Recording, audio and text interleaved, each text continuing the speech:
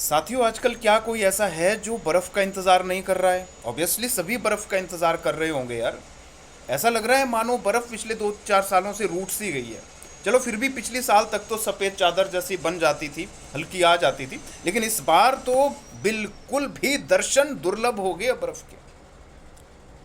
आपको क्या लगता है, क्या कारण हो सकते हैं जिस वजह से बर्फ़ नहीं आ रही है? क्या क्या मेजर रीजंस हो सकते हैं यार? देखा जाए तो हम लोग पर्यावरण की गेम खुद बजा रहे हैं, खुद पर्यावरण की बैंड बजा के रखी है यार हम लोगों ने। क्यों? क्योंकि सबको ना सेठ बनना है, सबको सेठ झगनलाल बनना है, जंगलों को काट काट के। जहाँ एक पेड़ की ज़रूरत है वहाँ 10-10 को काटा जा रहा है। सबको सेठ बनना है, बहुत अच्छे अच्छे महल बनाने हैं सबको अपने। जबकि सच्चाई ये है कि महल बनाने के लिए जो पैसा कृषि से ही आ रहा है, पेड़ों से ही आ रहा है, सेबों से ही आ रहा है, फसलों से ही आ रहा है, उसी की बैंड बजाने पर हम तुले हुए हैं यार। सबको सेठ जगनलाल बनना है, जंगलों को काट काट के, एक के बजाय 10-10 काट लें। लेकिन कभी ये नहीं सोचते हैं कि काटने में तो 3-5 मिनट ही लगते हैं आज की डेट में, लेकिन उस पेड़ को वृक्ष होने में, जो 30-30 40-40 साल के पेड़ है, उनको काटने में तो 5 मिनट ही लगते हैं। लेकिन जो प्रकृति ने उन्हें सींचा है 30-40 सालों से, उस सारी की सारी मेहनत को हम 5 मिनट में, 10 मिनट में बर्बाद कर रहे हैं। तो ये स्थिति तो आनी ही है, फिर इससे भी और भयानक स्थिति आने वाली है।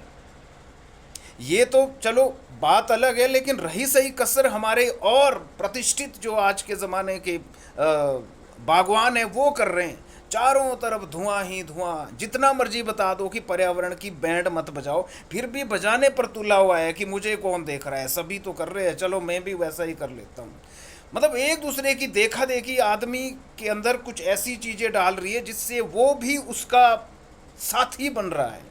पर्यावरण की बैंड बजाने में वो भी अपनी रही सही कसर पूरी कर रहा है। जैसे वही बात आई कि एक जगह पर आग लगी थी, आग लगी थी तो सारे जानवर, सभी लोग थोड़ा थोड़ा पानी भर के ला रहे थे और उस आग को बुझाने में लगे हुए थे। एक छोटी सी चिड़िया भी अपनी चोंच में हल्का सा पानी लेके उसमें डाल रही थी जी पानी आग बुझाने में। तो कौवा ऊपर से देख के हंस रहा था और बोल रहा था कि तुझसे आग क्या बुझेगी, तेरी इतनी सी पानी से क्या होगा यार, रहने दे, कहाँ लगी हुई है।